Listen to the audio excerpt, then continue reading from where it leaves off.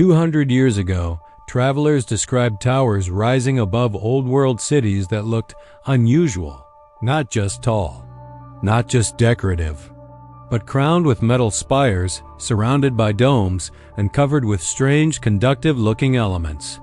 At the time, people assumed they were symbols of power religious monuments, watchtowers or elaborate architecture meant to impress visitors. But what if those towers were doing something else entirely? What if they were pulling electricity from the sky? Stay with me, because once you see the pattern behind these Tartarian towers, it becomes very difficult to unsee it. And the real mystery isn't just how they worked, it's why we stopped building them.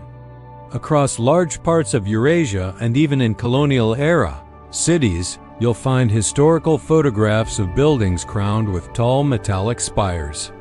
These structures often feature domes made of conductive materials like copper, topped with needle-like antennas pointing directly upward. At first glance, it looks like decoration. But here's the strange part. The designs are remarkably consistent across different countries and cultures. That's not coincidence.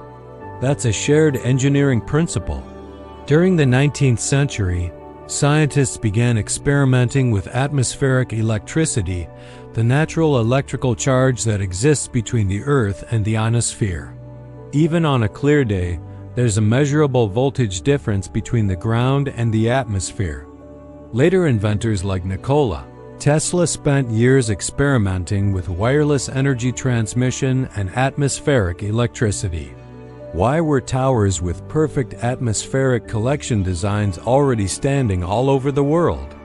Large public buildings often had multiple spires, each connected to metallic domes or frameworks.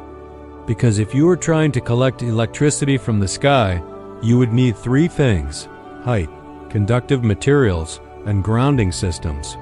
Tall metal spires reaching into the atmosphere, copper or metal domes acting as collectors, and massive stone foundations connected to the earth. In other words, a giant natural battery. Many of these towers were later modified or removed during renovations. Spikes shortened, metal frameworks dismantled. But if these were just decorations, why remove them so systematically? Some researchers believe these towers were part of a decentralized atmospheric energy system. Did we invent electrical infrastructure, or did we replace an older one? Many old world exhibition buildings from the late 1800s show enormous illuminated halls, thousands of lights glowing brightly. Historians usually say these displays were powered by experimental generators. But the infrastructure described doesn't match the scale. Some engineers believe the towers didn't just protect buildings from lightning. They harvested charge from the atmospheric electric field, a decentralized atmospheric system replaced by large industrial power plants, from free energy in the air to fuel-based electricity. Some of these towers still exist today, modified, restored, reclassified as religious or historical monuments. Every thunderstorm, every charged cloud passing overhead, the same atmospheric electricity still flows through the sky. So the next time you see a historic building crowned with a tall metal spire, ask yourself, was it built to symbolize power or to capture it?